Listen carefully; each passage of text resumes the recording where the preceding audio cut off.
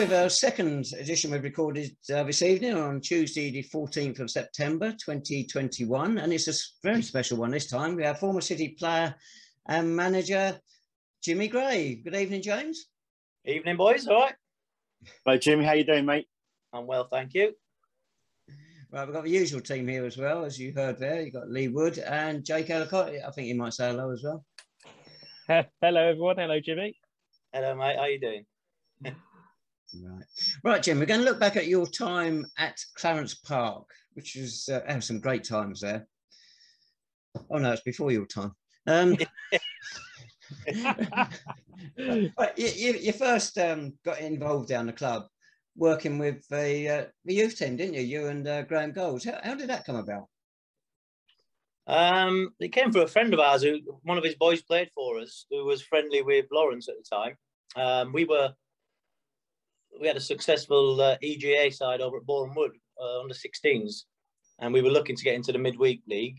And obviously, St Albans hell of a lot closer for us, and a lot of the boys, as you know, were all from St Albans. So we got introduced to Lawrence and through Simon Rowe, and that was it. We had a couple of chats, and then we managed to get affiliated with the under 18 midweek league.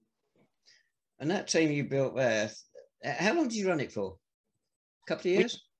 We did 2 seasons, yeah. We took the boys from Boreham Wood at under 16s, which meant that we had the 2 years at the under 18 level. So the first year we were in there, we were first year under 17s really. So coming up against some decent established sides who were probably a year older than some of our boys, but as I recall, I think we went on to win the league, maybe a cup. I can't remember, to be honest. But things evade my memory these days. I was there when you won that cap. I wish I could remember where it was. I think it was out in Essex or East London or somewhere. Was it Ascot? It might have been Aveley. Was it at Aveley? Could have been Ascot. It might have been Ascot, yeah. See, we've done our homework here. Yeah. But some of the players you had coming through that side, they went through to our first team. That was an unusual number of players that moved on, wasn't it? Yeah, I mean, Graham had the side from sort of under 10s with Elliot Bailey, his nephew, playing in the side when he managed them at Harvesters. I got involved with Graham about under 15s. A lot of the lads were local St Albans boys. So he, over the 4 or 5 seasons he was doing it at Harvesters, he managed to just keep year on year strengthening his side. And by the end, we had a great crop of lads. Obviously, you know, a lot of them came through and played for St Albans first team, but a lot of them went on various non-league careers, and a couple of them have gone on and made pro, I think, as well. Go on, impress everybody, James. List them. Well, you know the ones, and the supporters will know the ones that came through at St Albans, like Matty Taylor, Kalotsky, Elliot Bailey, Tremaine Charles, Miles Scott had a couple of games. Harry Carr may have got a game or two. I'm not sure, but we had a great squad of youth players, and we took it by storm for them 2 seasons, really. You've never managed higher than that before, have you? Then you suddenly got a call to do the St Albans job. Quite a step up. Yeah, well, I was playing, wasn't I? I was playing for the first team. I was skipper of the side. I had no intention, really. I obviously had intentions of maybe going on to management, but it all happened so quickly with Owsley leaving and all the circumstances surrounding that. And to be fair, when we took it over, it was just going to be an interim period, just 2 or 3 games until they could get a new manager in. But I think we showed in them 3 or 4 games our management style, and we had a little bit of success. I think we won 2 or 3 games on a spin, and then eventually got offered the job. So the rest is history, as they say, from there. Yeah, the stats back it up. We weren't having a particularly good run under David Howell at the time, but even so, we were 6th in the table, and you and Jimmy took us down to 11th by the end of the season. So, you know, it's a good start. I think there might have been a few mitigating circumstances in there, Dave. Was there? So I think we might have had a sort of mid-season exit of about 12 first-team players. So we managed to scratch a side together to manage to keep a good mid-table side. So it was all a learning curve at the time. We took the first team over, me and Graham, and just thrown in at the deep end, really. It was sort of learn on the job. And we were quite pleased with the first season to finish mid-table. After having a taste of it like that, we then knew what we needed and what we wanted to do to try and bring a little bit of success. And then the following season, we managed to do that. So Yeah. Not having managed at that level before, Jim, how difficult was it to go and see which players you wanted and then get them? There's all sorts, Dave, that come into it. I mean, I'd never dealt with any kind of budgets for players and things like that. And you just literally get handed a dossier of this player's on this player's on that, and do what you can with it. Like I say, we had a massive exodus of players during that season. And we managed, really, we weren't looking to sort of bring a squad together what we thought, oh, this is our squad. We were pulling players in left, right and centre that we thought we need to do a job right now to try and obviously stay in that division and try and have a bit of continuation, you know. So the following season speaks for itself, but at the time it was tough, and there was some big earners in that squad that obviously we didn't have to move on, but we needed to move on, and a lot of players left as well. So then we were just scrabbling around with the budget to try and get a squad together for the rest of that season. Right, as a player, 47 appearances for the club. Go on. I know. Five goals and 11 bookings. We've had worse records, don't worry about that, those 11 bookings, but you're sort of players supporters love, wholehearted and whatnot. Lee, Jake, do you want to come in? Just want to say, Jim, I remember speaking to Lawrence Levy last summer, and he told me about the meeting he had with yourself and Graham in the King Will prior to sort of giving you the sort of job full time. He said he just thought he was going to give you an interview out of courtesy because he had like an idea in his head which way he wanted to sort of go. But obviously he met you and Goldsey in the pub, and then when he left the pub, he couldn't help but give you the job because he was so impressed with your drive and your passion. What was said in that pub? We had a good meeting. Once we'd had a taste for it, we had 3 or 4 games. It was a bit of a progression for me. I mean, I was coming to the end of my playing career anyway. I had quite a lot of injuries and I was struggling to keep fit week in, week out, training-wise. And Lawrence was sort of giving us a bit, like I say, a courteous meeting just to sort of say, thanks lads, but we're going to go back to normal. Having had that taste of first-team football management, I didn't really think I could ever go back to normal because I got a massive buzz from it, and I wanted to continue. Now, it came to the end of the meeting. Lawrence said we're going to go back to the youth team, and I'm just going to go back into the playing squad. A new manager will come in and see fit whatever he wants to do. And I just turned around and said, "Well, I'll be gone, Lawrence. I'm not going to stick around to do the under-18s. I'm going to get myself banded around with Graham, and we're going to try and get a first team gig somewhere." Maybe that sort of pricked his ears up a little bit and thought maybe he didn't want to lose us, but my mind was made up after managing the first team for 3 or 4 games and getting a taste of it. It was something that I was really desperate to do. It's interesting to say you're getting a taste for it, Jim. You really wanted to get in there. We mentioned the wholeheartedness and talking to you, interviewing you after games. Passion was always there. It's funny interviewing this other chap in his photos over there. I can't remember his name now. Graham Goals, of course. It's funny. He and I knew each other for quite a long time before you two took over. And talking to him, it was just like chatting to an old friend instead of doing an interview. What was it like? Your attitudes to training and in the dressing room? Were you both totally different in there? I think it was a little bit of good cop, bad cop.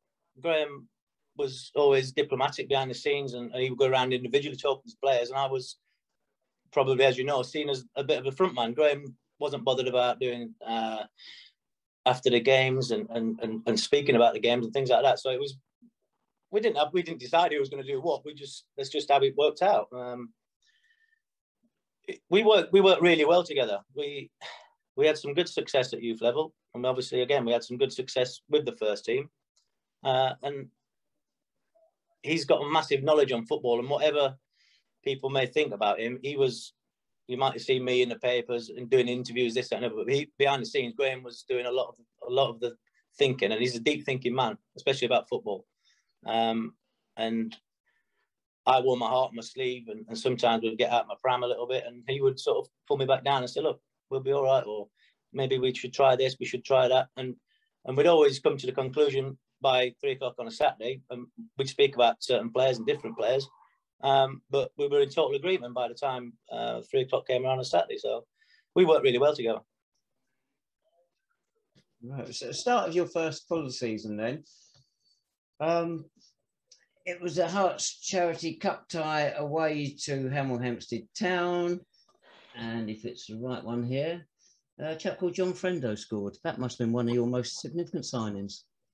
He was the first name on the list. As soon as we got a fresh start the next season, a fresh budget, we knew we needed to try and get him. He'd scored I think it was the leading goal scorer of the season before for the whole country, non-league Golden Boot, I think. And I played against him. I knew what a tough customer he was to play against. His record spoke for itself with his goals. And he was the first phone call we made.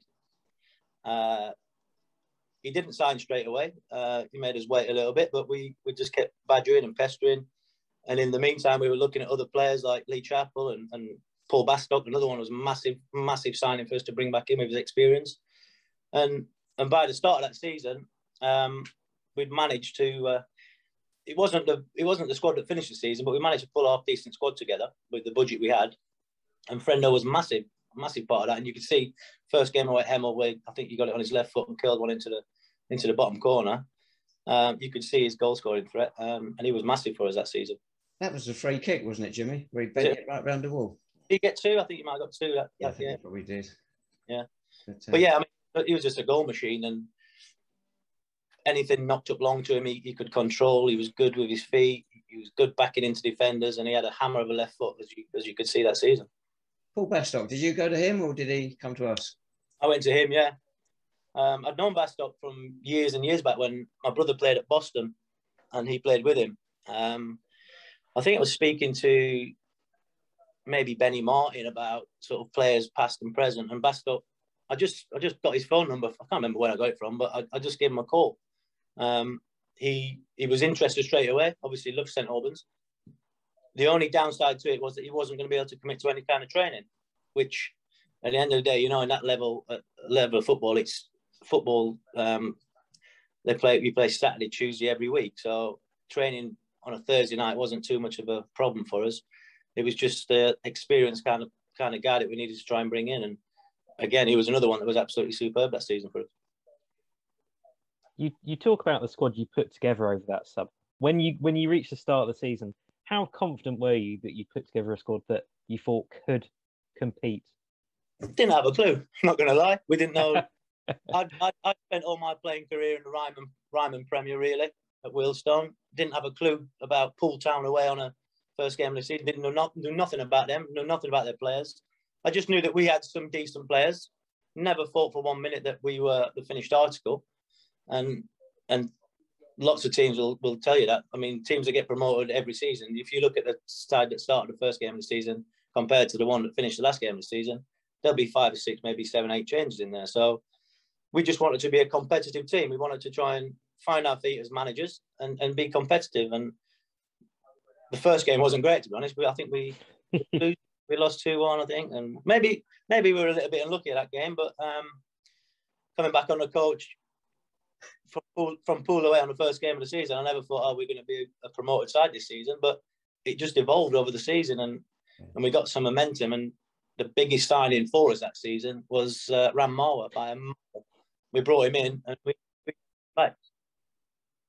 Talking of Ram, how did you manage to get him back? I think, he was a legend already at the City, and his performances that season were just unbelievable. He was unattached. Obviously, you're well documented. You know that I work day in day out with Benny Martin. We were on a building site in the other side of Wheathampstead, chatting away as we do, and then Ram's name came up, and it just again I was just like, right, I've got to speak to him. Gave him a call. I think I called him on the Wednesday or Thursday, offered him a deal on the Friday, and he came to Truro with us on the Saturday, which showed that he wanted to be there because I've tried to sign players a week before going to Truro and they can never make it for that game. They normally, but I'll be there next week. But Ram was there on the coach, professional as ever, top man, and he was absolutely brilliant for us that season. Another very significant player you haven't mentioned, Lee might want to take up on it because he's got his shirt sitting behind him. Combs, yeah. I mean, probably still, for me, one of the best midfielders the club has ever had. And we've had some absolute star names as well. Just one game in particular that will probably resonate with so many other people is the Mansfield game. where he ran the show for the first hour and they could not contain him. My only criticism for Combs is that he probably didn't score as many goals, but he made, twice as many as what any other midfielder did. But what an absolute player. He was an unselfish player, really, because he could have got himself a few more goals, but he would lay a lot of sort of on for assists and what have you. But again, another lad that was absolutely superb for us. Had his moments. We had our moments. Absolute fruitcake at times, but on the football pitch, you couldn't deny the ability that he had. And he was, with Ram Marwood that season, was a standout for us in there. He was a great energy. Cruyff turns in the middle of the park, changing direction, great passer of the ball, and he was superb for us. He's unattached now, actually. If you want to speak to Ian, I don't know I know he's not doing anything in football. You need to do your homework on him. But what a player he is, and I still keep in touch with him every now and again. The Mansfield game, they couldn't live with him. But to be fair, to a man for about 35, 40 minutes, I thought we were outstanding that game. And the scoreline doesn't really reflect how it went, other than the last 20 minutes where we were absolutely out on our feet, and obviously they've got them goals. The way it was going, we got Darren Lock's goal early on against Mansfield, and you say 35 minutes, you just couldn't see it when they scored twice in the last 3 minutes of the first half. Was it superior fitness after that? After that it was. Before that it wasn't. And I thought, something in my mind saying, was it a sloppy goal to give away the first for the equaliser? And I remember did we nearly go 2-0 up, or did we nearly equalise? Frendo's goal scored just before half time, I think. Yeah, didn't Mark Nwachi have a chance to make it 2? Maybe, yeah. And I think the linesman said the ball had gone out, but I had a lot of family in that corner that said the ball definitely didn't cross the line. By the end of it, superior fitness is massive. But to be fair, Dave, we weren't ever going to go, let's go and try and nick a 2-2 draw or try and hold on to it. By the second half, they made a substitution and brought a lad on that was absolutely frightening. And we had, I think James Kolotsky even had to start the game at the back, which he'd done really well for us, but he wasn't down to start. I think Benny Martin got an injury the week before, or suspension or something like that. And the experience tells, when you're playing against a pro side like that, we had it 3 or 4 times, Dave. It's always the latter stages of the game, and we didn't really have the players on the pitch to go, let's go and let's shut up shop, let's try and keep it tight. We had players that needed to express themselves, and we were happy just to be in the first round. Anything else after that would be a bonus, but a massive occasion, brilliant day to get that many fans in the ground, and it was a real experience for us. That. It's funny, isn't it? I don't know how the other two feel as supporters, but I look back on it and you think 8-1, you should think you're humiliated. But no, I still look at it as a great day. Maybe, probably because we held the lead for so long. We did, yeah. I mean, we weren't trying to contain them from the start. We didn't go out and say, let's just try and contain. We went to try and say, look, boys, we're a good side. We can maybe cause an upset and just play your natural game. But we didn't have the personnel to shut up shop that day anyway. Scoreline massively flattered them, I think. If you was just somebody picking up the paper the next morning and see 8-1, it's one of them, professional team gives them a drubbing. But it wasn't like that for 35, 40 minutes. People might think about it with fond memories. I remember after the game being absolutely distraught because I don't like losing games of football, and that was a massive dagger in the back for me to lose 8-1. But I was proud of the boys and proud of the sort of city for coming out and supporting us that day as well. Earlier in your career, Jim, with other clubs, did you ever have good runs with anyone else? I made the first round proper with Wheelstone against one of my old teams, Rotherham, who I played for as a youth player as well. We were unlucky in that game, to be honest. I made a massive mistake, and I gave a free kick away, and then the lad, Drew Broughton, who I was marking, managed to get a yard on me and scored a header, which I was massively disappointed with. But Ashley scored 2 goals for us that day. And we brought a lad called Danny Spendlove on in the last 20 minutes. And he tore them a new arsehole, to be fair. And we were very unlucky not to get a replay to go back up to Rotherham that day, which I would have really liked because it's only 20 minutes from Sheffield, and my family would have been able to come across and see the replay as well. But it wasn't to be. Obviously we had another first round proper as management against Grimsby, which was another letdown day, really. Yeah, so that one doesn't stand alongside Mansfield. I don't know what the other two boys think. They're all good. Grimsby was just one of those games where it was, you know, but we did score the goal of the round. You know, it was an absolute. I mean, it was a good occasion, but sort of, I don't think it was. When I go back to the Mansfield game, I keep sort of saying to people, it was the closest sort of 9-1 game that I've ever been involved in, if I've been quite honest with you. But as you sort of say, Jim, the squad that you sort of were building at City over the course of time, you know, you had a real balance there. You had a real sort of drive and determination, and everyone was playing for each other. There were no prima donnas. Take out the equation, perhaps, as you sort of mentioned there, comms maybe, but you had a good goal scorer. You had a fantastic keeper. You had a sort of determined sort of midfield set, and obviously people like Chappers and Richard Graham, etc. You had what I would probably class as one of the most complete squads for quite some time. So would it have been? Were you sort of pushing for promotion that season as well?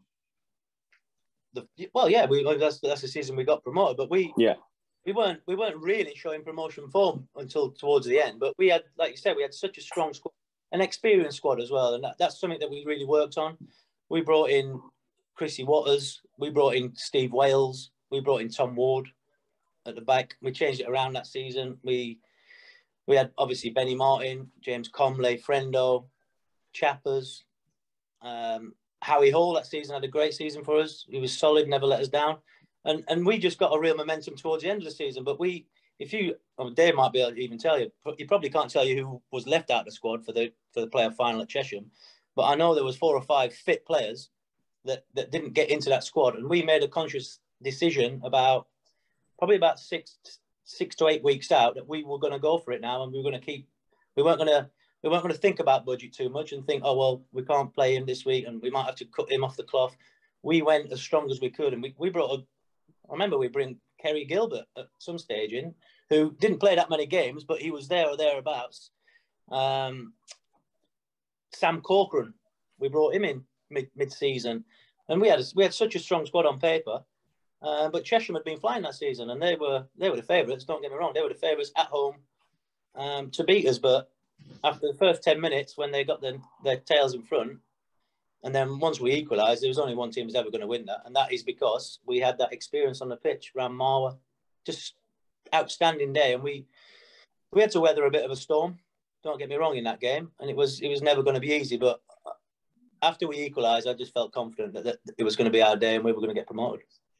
Before we finish off the rest of that Chesham game, which we will come to, we go back just a couple of weeks, and a bit iffy whether we would make the playoffs. When we had a stroke of luck, Biggleswade Town at home. Do you remember it? What, the bubble goal? The bubble goal. George Sykes' shot. Ian Brown goes down to get it. It goes flying over his head. Yeah. Isn't that when you know luck's on your side? Well, I think results like that can galvanise you. I think Alan Lee got sent off as well, didn't he? Oh, it was a dreadful tackle. He said it was mistimed. It was attempted amputation. You've got to do that, Dave. To be honest, I've done a few of them. myself. But yeah, that did galvanise us a little bit. And then it wasn't until we started really focusing in on we've got a chance of being promoted. We started then picking sides on. We thought if we can pick up 3 points at home and not get beat away, we've got a massive chance of doing it. And we decided to start picking sides on that sort of on that premise. And I think we went to Hemel away, and we ground out was it a 0-0? Yeah, 0-0. There's a worse 0-0 coming up a couple of weeks later as well. Bro, threw him away. We had to get a point there, and it was match never started, did it? All we had to do was get a point, and we were quite an attacking pair, me and Graham, but we started getting a bit jittery, you know. You get a bit nervous towards the end, so you start maybe looking at it and thinking, well, we can't get beat there, we can't get beat here, but we managed to get over the line in the end, and once we got to the playoffs, like I say, we had out of the sides that were in it, we were the strongest on paper with squad members. 2 away games, one at Cambridge, who had a massively good season. I think he was one of the leading goal scorers, Muzza, that season as well. Marriott, wasn't it? Yeah. Well, Cambridge, of course, they finished above us in the table, and they probably were favourites. I know we've talked about our side there as strong as you can get, but they were pretty much favourite. But we smashed 4 past them. We blew them away, didn't we? Yeah. Big game players again. I think Benny scored. I think Friendo got a couple. Coker's got a great goal for us. I mean, these players, they're all players that probably should have been playing in the Conference South that season anyway. It was only because we managed to get him to St Albans, with it being such a big club, with myself still knowing a few of them boys. And we had big game players, and them boys, once they got the sniff of it, they never let us down. And like I say, it was one of the best days of my life. Friendo got one, and Steve Wales got the other one. Wales, yeah, again, another big game player. Yeah, he was class, wasn't he? He was a great signing for us. I went to watch Chesham about, well, you'd probably tell me, about 2 months out, and he was sat on the bench for Chesham, and I thought, hang on a minute, what's he doing on the bench? So, as you do, you have put a couple of feelers out, and word got back that he'd be interested in the chat, so we banged a 7-day in, which obviously annoyed Lacey to the mac. He started getting a bit arsey with us, but we managed to get him across, and he scored some really important goals for us, and obviously scoring against his old team in the final as well. He was massive for us, yeah. But experienced player, you see. If you look through that side in that playoff final, they were all experienced footballers on that pitch. We didn't have any young kids really that were maybe get overawed by the occasion and the 3,500 fans that were in there or whatever. They just played their game, and they were big game players for us. And for older supporters, Steve Wales' dad, Peter Wales, of course, played for City in the mid-70s till injury did for him. Yeah, really. Right, the Cheshire match, 3,000 just about the crowd. Come on, let's get the two supporters out of the way first. How were you two on the day?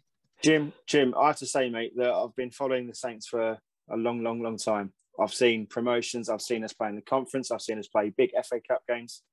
The Chesham game was, without doubt, the best atmosphere I've ever experienced watching my team. And you were a massive part of that, mate. And I have to say, there were fans that couldn't even get in. There were fans on the hilltops. There were fans on top of the stands. Yeah. They didn't expect it. You know, as you sort of said, we went to Cambridge the week before, who hadn't lost at home for God knows how long. We went there and sort of turned them over. Expectation was high, but obviously, you know, they didn't handle it. It was supposed to be a Chesham home game. It was nowhere near that. No. Well, again, I mean, the fans that were there obviously made it that. I mean, it got delayed, I think, didn't it, for a while because they couldn't get it. Got delayed by 15 minutes. Yeah. Were you aware what was going on outside? Because I went outside while we got delayed, and I could just see the queues snaking down the roadway. And it was obvious it was going to get delayed. No, we obviously didn't, because we went out to do the warm-up. It wasn't until the referee spoke to us and said, look, we're going to have to hang on a little bit. So we obviously cut the warm-up short and sat around for 15 minutes, which was good for us because we managed to have another chat in there. But we didn't know the magnitude of how many fans were going to be sort of snaking the streets and trying to get into the game. But you could hear them. You could hear them outside the ground as well as inside the ground. So you knew that it was going to be a good turnout. It's the biggest game I've been involved in, really, for that side of it, and we were nervous. Don't get me wrong. We couldn't show that to the players, but we were nervous as management. We had a little meeting out on the pitch, and I remember Dino Brenno was there, and he was just stood in the ground. I went over to have a little chat with him, and he just said, "Jim, I really fancy you." Like he said, "You're the toughest side we come up against," and that sort of settled me a little bit. And like I said, the boys went out and did the business after that. Well, Lee mentioned the atmosphere there, Lee, didn't you? Of course, we had over half a crowd, which was incredible. Yeah, I mean, I think it was well over that, mate. It was well over that. I mean, yeah, definitely. I mean, we walked around and it was all City.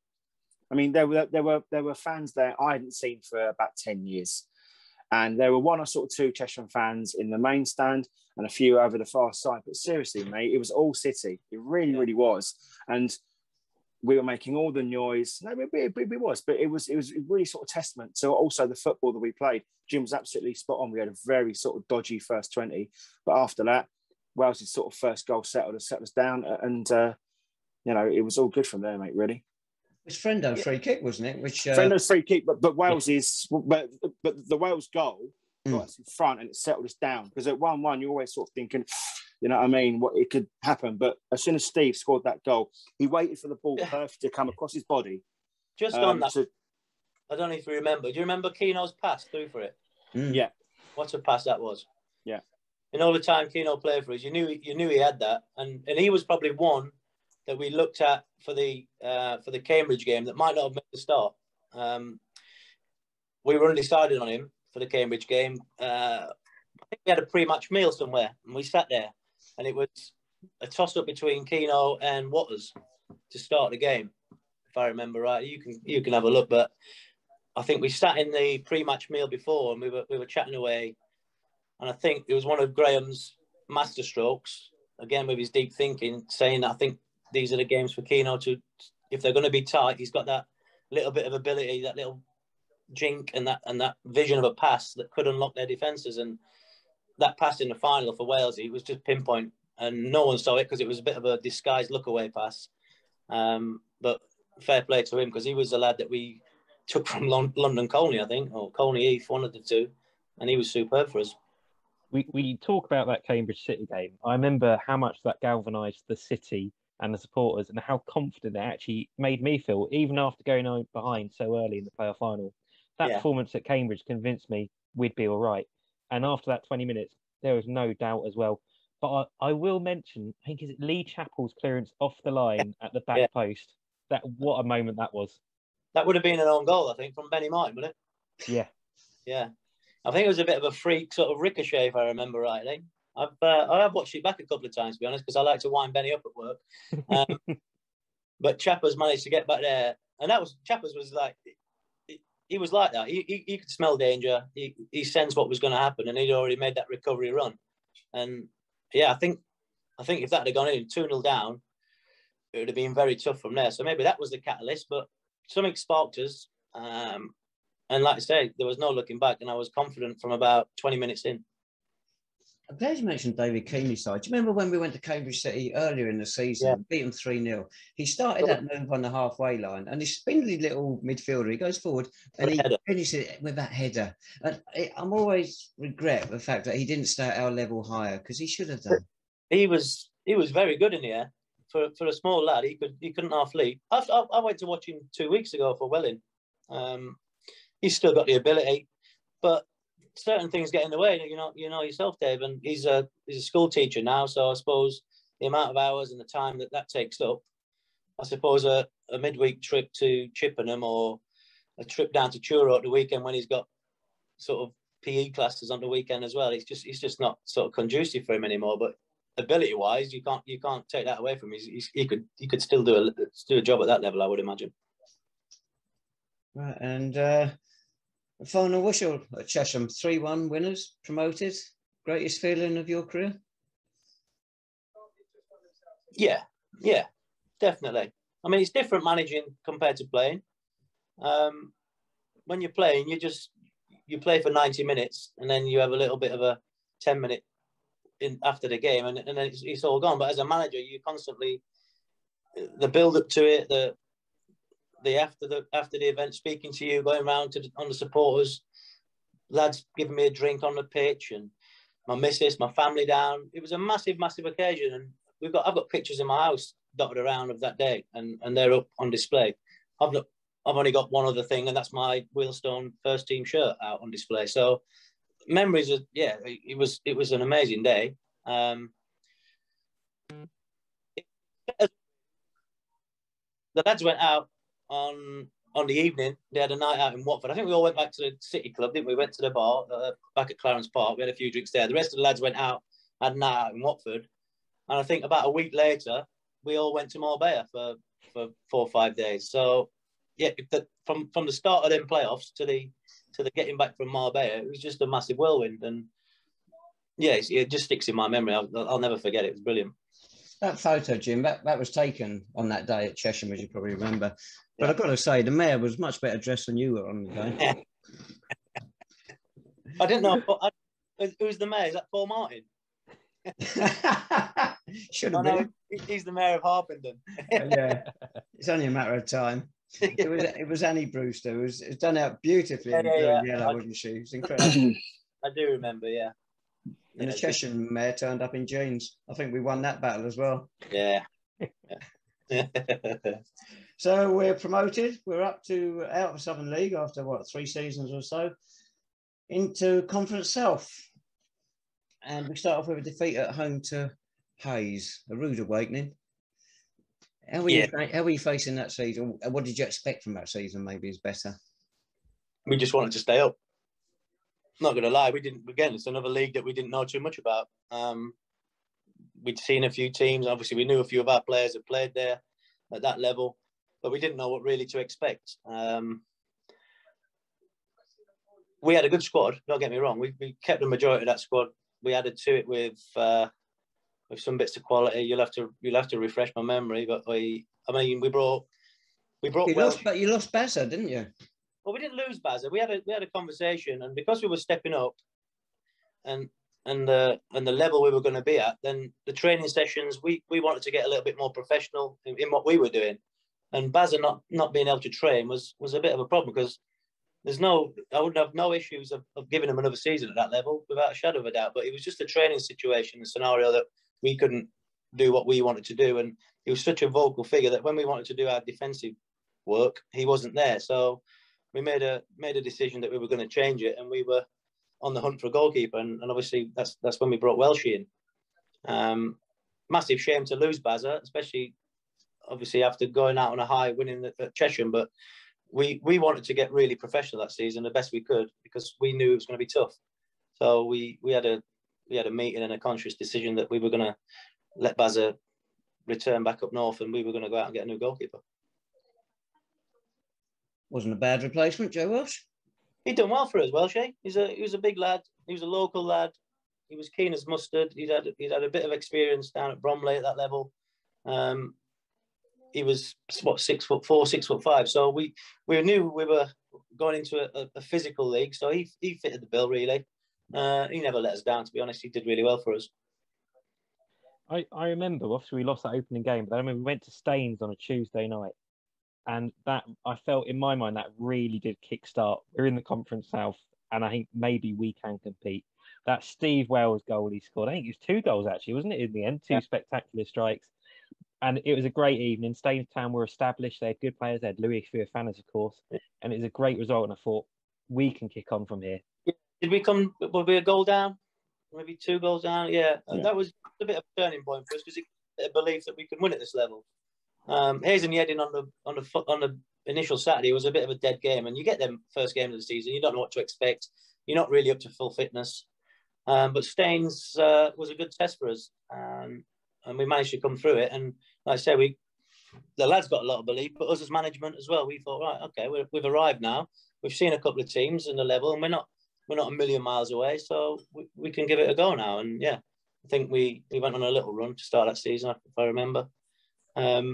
But we were never really going to threaten the top sides. But we just wanted to be competitive the best we could, and try and sort of give a positive feel back to the players, and try and finish as high as we possibly could. And it was a tough season. Don't get me wrong. We were still finding our feet, coming up against big sides with big budgets, which we weren't, and it was all a bit of a learning curve for us. One of the scorers for Staines that day was Louis Fiofanas. Didn't he score with a back heel, if I remember rightly? Did he what? Did he score with a back heel from close in, as I recall, or was it? Yeah, it was probably knowing Louis probably came off his heel. Probably claimed it was a back heel, but he probably just came off his heel. I can remember the night, but I can't really remember too much about the game, if I'm honest. No. Well, he's finished the season with 4 straight wins in the league, so you certainly found your feet by then. Yeah, I mean, we didn't have a lot to play for towards the end, and maybe 2 or 3 of the sides we were coming up against didn't either as well. But it was a nice finish to the season. I think we managed to get, was it 100 goals all in that season? I'll keep putting you on the spot here. I remember we had a little bet between ourselves, and I think I said at the Hayes and Yedding game that we'd scored 97 goals in all comps, and we needed 3 to get to 100 goals, and then I was going to give the lads a bonus. And I think it was 0-0 or 1-0 till about 80 minutes. We scored 2 late on, and Chappers came running straight over to me and said, "That's going to cost you 500 quid." I think that's the way it was. I definitely remember something like that. But I think we finished. We got manager of the month in the end, didn't we? I think. Well, I've got a picture of you winning something here. That's a bit earlier, I think, in your playing days. Remember that? Look a bit slimmer there. I'm not sure who's holding the bottle tight enough. You or Les? I don't think he's keen to let it go, is he? He's trying to give it me and take it back in the same handshake. I think you did win manager of the month at the end of that season. I think, wasn't it? Didn't end with Maidenhead away. That was the final game, wasn't it? Maidenhead away. Was it 3-0 or 3-1? I think it was in the end. Yeah. You got the right ground, Jake, but it was Hazelhead and United. There you go. At Maidenhead. Yeah, and it was 3-0. You did right. Yeah. No, it was a good end to the season. That I think it pushes up 2 or 3 places up the league as well. So the league table looked quite rosy by the end of that season. Just anything else from that season? Nothing in particular. It was just a season of consolidation, really, wasn't it? Yeah, I mean, did we? Yeah, I don't think we had. Oh, we got knocked. I'm not even going to bring it up, but we got knocked out against Concord, I think, didn't we, in the FA Cup? Yeah, 1-0. You know we got this Saturday in the FA Cup, don't you? Who have you got then? Concord. Have you got? Jim, I'm going to have to sort of bring this up slightly, mate, because one of the reasons that I do is because after the El Clasico thing, I was noticed that John was getting dogs abuse, absolute dogs abuse. And sort of counteract that, I sort of launched this Forgive Friendo hashtag on the socials with sort of Messi and Ronaldo holding placards, etc. And it sort of escalated to even a level I wasn't even anticipating it. But I bumped into his dad in the bar a few games after, and he was saying he was getting like text messages and just absolutely. I mean, I think what he did was wrong, but ultimately to get that level of abuse, because we sort of talk about abuse now and the abuse that footballers get. Yeah. And I don't think people actually realise the amount of flack he got, but also you personally. How much did you have to sort of fend off and protect John over the sort of next week or two? Massively. I mean, John was a big player for us, and you know the circumstances surrounding it. Yeah, we wanted him there, ideally. We're playing Concord in the 4th qualifying round of the FA Cup. But to St Albans City fans, St Albans City is the all and end all, and rightly so. They want their players there week in, week out. As a manager and a friend, sometimes you've got to look at the mitigating circumstances. And I think it was his 30th birthday.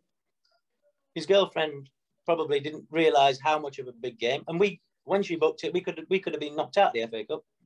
That it might not have even come to that. So there's so many different scenarios surrounding it. But I was resigned that he wasn't going to be there. At the end of the day, he was at St Albans for 2-3 seasons. He's married to his missus for 20 years with 3 kids. So you're never going to get, all right, you can get loyalty to a certain degree, but when something like that happens, it's unfortunate, and you try and sort of wish against it, but it happened, and we had to just get on with the game without Friendo. He certainly didn't deserve the abuse that he got, and I've seen a lot of the messages he was getting because he was sending forwarding them on to me. I took a little bit of flack for not coming out earlier and saying the situation, but we don't want Concord knowing until 3:15 when they see our team sheet that he's not playing, because they can see that he's not playing and then sort of counteract that. So it was what it was. He went there, we got knocked out. I dare say that if he was playing for us, we may have got through again. I'm not sure, but what can you do? I mean, football is at that level it's as professional as it can be, but sometimes family life has to take over, and everybody goes through different stages. And I had a lot of stuff to deal with in my own personal life and things like that. But I've missed out on through football and management as well. That you look back and think, well, was it really worth it all? But to him, he had to do what he had to do, and you've got to try and keep your missus on side at the end of the day. Yeah, but also I think it's also important the fact that John Friendo owes us nothing. You know, his contribution to us over those sort of 2.5 years were absolutely fantastic. And without his goals, we probably don't get promoted up in the first place. So, although the whole, you're a reasonable man, you understand that, but you get 1 or 2 idiots. I had the same down at Lowestoft. But 2 or 3 idiots want to come and forget everything you've done for the club beforehand, and they just want to tarnish you that game or that incident, and that happens. But if you're a reasonable thinking guy, you're just going to understand that there's different things outside of football, and it was what it was. He didn't deserve the abuse he got, but I dare say it's the same as what you get on Twitter and social media now. It's only 3 or 4 daft individuals that have got no brain cells and just vent anger for no reason, really. It's just to try and get a reaction, really. But he's a big lad. He just brushed it off, you know. He came back and played, so fair play to him. We'll come on to a Lowestoft game in a little while, because we're on to that season now, 15-16. We started with a Charity Cup win at Ware. But the league campaign, Jim, a win, and then, 1, 2, 3, 4, 5 defeats. We're playing catch-up from the start. You must have felt the pressure from early on. Oh, massively, yeah. Well, I think a lot of them games, you've probably got them there, but they were very narrow defeats, I think, some of them. Did we deserve to lose them? Maybe. I can't really remember. That season was a bit of a blur for me, to be honest, but I think they were narrow defeats, if I remember rightly. Yeah, 3 by 1 goal, 2 by 2 goals. Yeah, he could have gone either way in them games, but we were playing at a level that was a very tough level of football.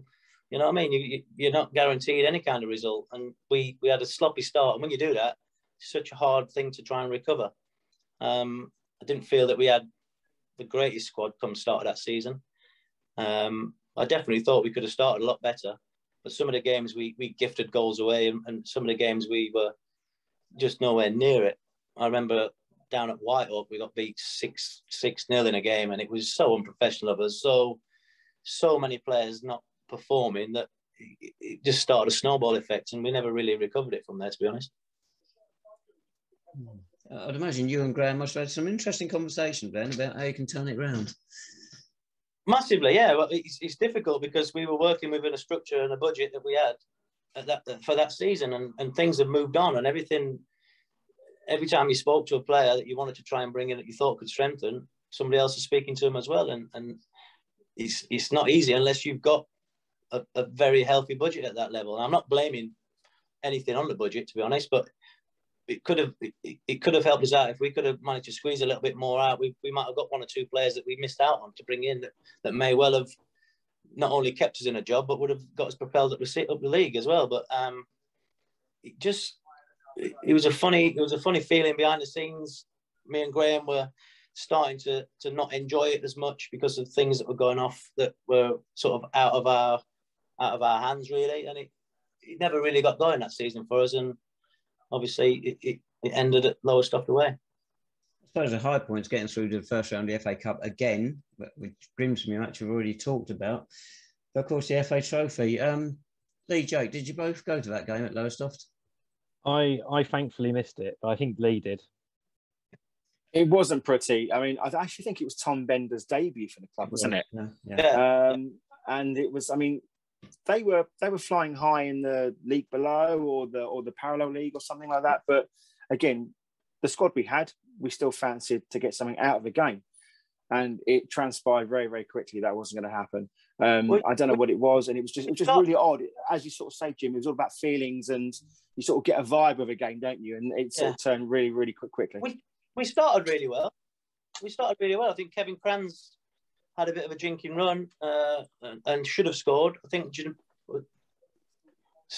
will tell. Was Junaid Mead in the team that day? Junaid Mead. Comedy got sent off. I know that. Yes, Mead, he was the first player substituted. Yeah, but he started really well for us. He was a little sort of diminutive player, and he done really well for us first 10, 15 minutes. We had 2 or 3 opportunities, and I think it was 0-0 going into about the 44th minute, and we conceded from either a set piece or a corner, which was just garbage marking. He wasn't even the biggest lad on the pitch, but I think he scored a header just before half time. Either that or comms. Something happened anyway, and we went into the dressing room at half time, and we were not happy with the way that the half had ended, and obviously going a goal behind. There was a lot of harsh words said in there. There was a lot of friction, a lot of pressure because of the situation and the run that we'd been on.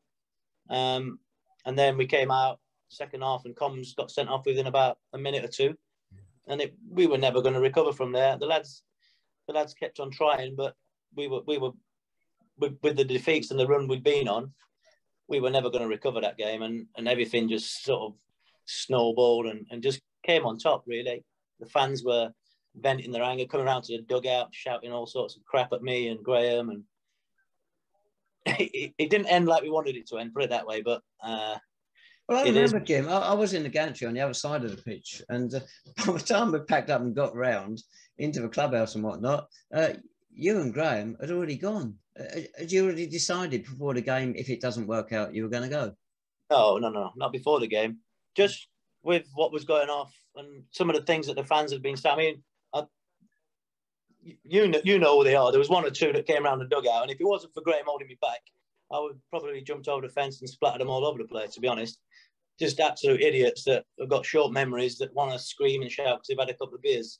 So that we never ever for 1 minute thought we were going to resign, but that was just a spur of the moment thing. And when things like that happen, we was just stood on the sides, and I didn't need that kind of crap in my life, to be honest, with everything that was going off. And like I say, such short memories for people that we did what we did, and the first sign of any kind of unfortunate results, and no one really gave us enough time to try and turn it around. And people were sniping and talking, and you got the fans forums and things like that. Everything was it just didn't feel right, and there was things going off behind the scenes to do with FA Cup bonuses, so the lads weren't very happy. And honestly, Dave, by the end of it, it was just a mess, and we just made a decision at the end of the game that we were going to call it a day. And that's, like I say, I wore my heart on my sleeve when I played, when I managed, and once I'd made that decision in my head, that was it. It was just going to be time up. Were you asked to reconsider it at all? Nick, yeah, Nick was sort of erring on the side of sleep on it. Let's have a little bit, but there was nothing to sleep on. It was some of the things that a couple of the fans were saying were just nasty, horrible stuff that you don't need. You just don't need it. And the results weren't great. I'd lost my head in the dressing room, and there was one or two players that were nearly on the unfortunate end of a bit of a dig, you know. And Graham's pulling me back, and everything just got messy. And I don't mind admitting it. We all know there's probably been whisperings of what's gone off, but it was all there, and it's probably just too much built up stress and pressure, and the fact that we really wanted to do well, and the fact that it was just going wrong for us, and we couldn't change it, and we couldn't get the results that we wanted. And like I say, you know, when your time's up, and I've got no regrets about what we did, but I do feel that if certain things behind the scenes and certain fans hadn't have done that, maybe we wouldn't have made that decision that day, and we might have come back and maybe even sort of got it together and got on a run of a few results, but it wasn't to be, unfortunately. I think in a cold light of history, when everybody looks at your record, it's going to be pretty good, isn't it? You did well with the youth teams. You got promotion for the first team. You twice through to the first round proper of the FA Cup. It's not bad at your first stab at management. No, it was, like I said, I don't think it could have gone. I beat myself up because I'm such a winner that I want to win every game. And when I don't win, I find it difficult to accept, if you know what I mean. So I don't go home, and as soon as I leave the bar at St Albans, I'll go drive home. It's all forgotten about. I'm at least in my mind. My missus is getting the ump with me. I'm just not the same person. The results, I'm a really sort of result-driven person, and it wasn't feeling right towards the end. But if you look back now, if you look back on my managerial career, after that, I went to Barton.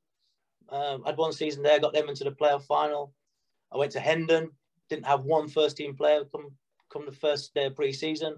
Managed to keep them in the league. Again, not too proud that we had to go to the last game of the season to keep them up. But when you look back at the whole season, you think, well, to be fair, I did not have one senior player come the first day of pre-season. So it's hard work, Dave, management at that level. And I think you need to be, even more so now, you need to be involved in football to be a manager at that level. And as you know, I'm a hairy arse builder. I'm on site from 7:30 till 4:30 every day, working some evenings, working weekends. It's not conducive anymore, I don't think, to be as involved as I used to be. You know, it's difficult. Do you miss it? Would you like to have had another shot somewhere else after Hendon? Yeah, massively miss it. Massively miss the day-to-day, the dressing room, the lads. Like, it's just the old cliches, what everyone says. But what I don't miss is the arguments about 10 quid here and trying to find people when they're late for training and not having the correct match day footballs and cones and who's doing the water bottles and doing. I mean, when I was at St Albans, we didn't even have a training ground. We didn't have a proper training ground. Sometimes we'd train on the pitch. Sometimes we'd be at Nicholas Breakspear. Sometimes we'd be at the bottom of Hollywell Hill. And I'm going to the ground straight from work at sort of 4:45. A massive bunch of keys. It's pitch black. I've got to get all them bloody gates open.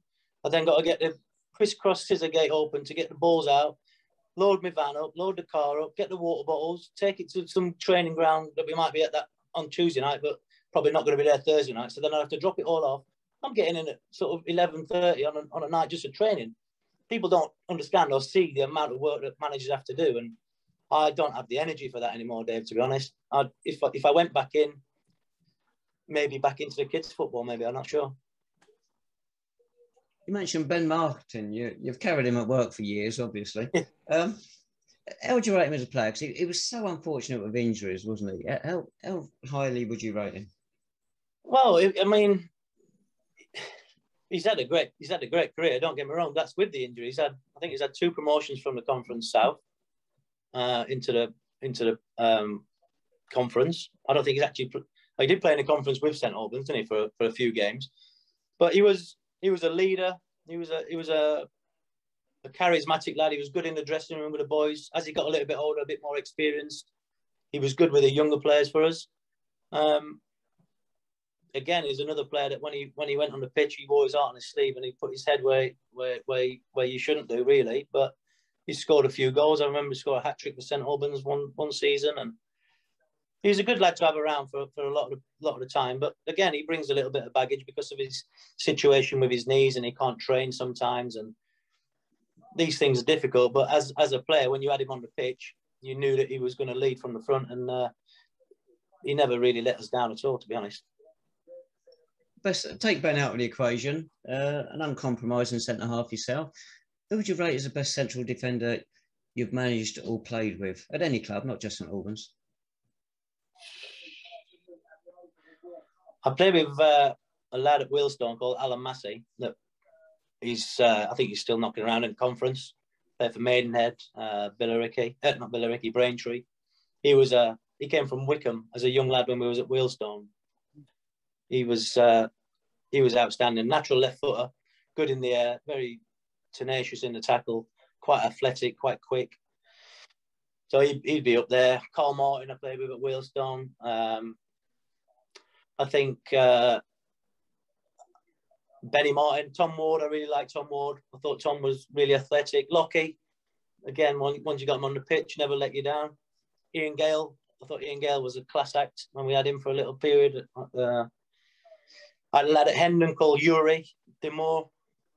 I got him from Basingstoke. He was a lad we got towards the end of, I think, for the first game of the season. And we didn't have a squad really pulled together, and we managed to get a side down at Frome, and this lad came in from Basingstoke, and he was brilliant for us. And I think we were top of the league in November. That's with us sort of pulling a side together, and he was outstanding for us. And then he did his cruciate ligament away down at Dorchester, and I still keep in touch with him now, but he's never actually got back playing, I don't think, yet. That was 2 or 3 seasons ago. But there's loads of players that I've played with and against that are quality, and I forget a lot of the players, to be honest, but someone just sort of, like, I've just looked through the thing that you sent me today and seen some of the players I played with there. Like when I first came in with Micah Hyde and Paul Furlong and them kind of players, you know, they were good pros, good players, and I really got on well with them. Well, Paul Furlong, he wasn't the only one who could score goals. How about that? A half volley against Bedford Town. Yeah, Bedford Town. There's a better picture after that. My mate was in the crowd and he sort of tried to jump over the barrier and I'm hugging him. He gave you a hug, didn't he? Yeah. Yeah. And there's a good picture of him running on the pitch at Chesham as well with his pint in his hand, giving John Frendo a hug, yeah. But I've been quite blessed with people coming to watch, you know. We made loads of friends in football, and a lot of my friends used to follow us around and come to the games as well. It's not just a game, is it? It is the social side as well. There's no two ways about it. Well, that's the thing, sort of looking at it now, the social side for the players, it's a little bit non-existent now, if I'm honest, like going in the bar and things after the game. a lot of the lads just want to get in there, either get their money, and if I used to say that the lads had to stay in the bar until 6 o'clock, but you just see lads standing around with half a coke, waiting for 6 o'clock just so they could leave. You know, the social side of it's not there, and it's, for me, that was the biggest part of it. Me and Graham were very close friends, and we worked really well together. And going to football was just another bonus. I brought Boise in that I really got on well with at Hendon. Scotty McGleish, who's sort of my era, my age, and it's the management, for me, the management side of it. We were the ones that were doing all the socials, and the players were just turning up, getting their money, and then going away. And it's difficult for me, like I say, if I went back into management now, because I can't actually relate to some of these young players now. I'm sort of the old school sort of mentality, and it's difficult. And when I was at Hendon, I'm speaking to players that I'm only giving them 40, 50 quid a week, and they want me to talk to their agent, and they're 19 years old. They've just come out of QPR, and they've got a QPR tracksuit, but they've never played a game, you know, and it's difficult to try and relate to that, and then try and get them to work for you and play for you when you can't be sort of on their level, which is why we had so much success at St Albans the first season we got promoted. Most of them lads I'd either played with or I knew really well, and as a group, you couldn't have get. I had one season at Wheelstone where we had a social sort of side like that, and we were all close friends, and we did a lot going out together and going away at the end of the season together. And St Albans was exactly the same. And to be good manager, to be a good manager or be successful, I think you have to have a group of players that are all sort of reading off the same sheet, and they do socialise together, and they do go out together, because there's things that they work out themselves during nights out that you might have a player in a dressing room that you haven't really said 3 words to other than playing a game of football with, but you get the lads that sort of start going out socially. It makes a massive impact on the side, really. It's good. If you've got a problem with something to do with the players in the bar, you want to get Jake and Lee in there. They'll show them what to do. Yeah, and they think. I know. I've seen Lee go at it a few times. To be honest. You have not. Actually, you probably have. You probably have, to be fair. Lee was one of the ones at Lowestoft, wasn't he, Jimmy? Yeah. Disguise. Are you in touch with Graham still, Jimmy? Yeah. He's. I see him. I got married this summer. Congratulations. Got married abroad, and we just had a little party when we got back here, and some of the lads came. Trying to think who you know. Graham was there. Elliot, Simon Martin came. He was lively. Yeah, I still keep in touch with loads of them. We're still close friends. Yeah. He's moved away to Stevenage now, so we're not as close as we were. But things move on, don't they? But I went to watch Elliot Bailey down at Welling Garden City about 2 or 3 weeks ago. I met up with Graham there, and we had a good crack, had a couple of beers. It's nice. Good stuff. Jake, Lee, anything to add? No, I think I just want to thank Jimmy for what he did for the club and how he helped us get promoted. And he really did get the club back to where it should have been, because the Southern League years were dreadful, frankly. But we got back, and I thought, Jimmy, I think, you mentioned that Lowestoft game, but I think, you did so much. I think so many supporters are so appreciative of what you did. So I'd just like to say thank you. No, I appreciate it, mate. Like I say, I'm not tarnishing every St Albans fan. I'm just, people know who they are. They're there week in, week out. But yeah, I mean, for the majority of my time there, absolutely loved it. The fans were brilliant towards me and Graham, and it was brilliant. 2 or 3 seasons we had there will stick long in my memory. I will get back down there at some point to probably have a look at a few games. It's just obviously very busy with work at the minute, but I feel a bit scarred. I think that's what it probably is. Turning up down there thinking, what could have been? Sure, most managers must feel like that sometime in their career. They love a club and suddenly it ends badly. Well, I think so. I mean, it doesn't bother me that I'd see people down there. It's just, you go to a game and I'm just there. Probably I've got no affiliation to any of the players there anymore. Things like that. It'd just be a game of football for me. Where at one point it was my life, and everything I did was to try and get success for St Albans. Excellent. One thing I will say, Jim, is that the clubhouse now is absolutely adorned. The walls are pictures of sort of from your successes. Okay. And so that's great, mate. And when you do come back, there'll be a line of supporters with, you know, wanting to sort of shake your hand and buy you a pint, mate. And I'll be at the front of that queue. Top man, Lee. Appreciate that, pal. Cheers, mate. Lee's at the front of any queue where there's drinks to be had. True story. Right. Jim, it's an absolute pleasure, and it's great to see you again. Yeah, you too, Dave. Keep in touch, Take mate. care, Jim. Ta-da, mate. Okay. Thanks, Jim. All Thank the you. best. Cheers, mate. Bye-bye.